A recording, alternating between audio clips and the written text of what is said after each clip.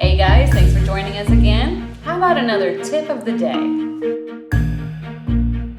And I am just now going to torch the surface of this chocolate.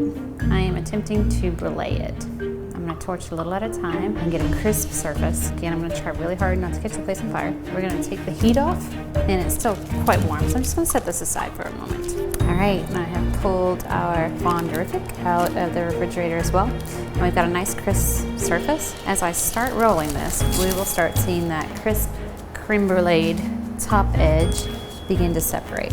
And you can see as I pull it apart, you can see the tones underneath. That's our aged leather. I'm just gonna continue pressing it out until I'm happy with both the thickness and the pattern. And I think I like that right there.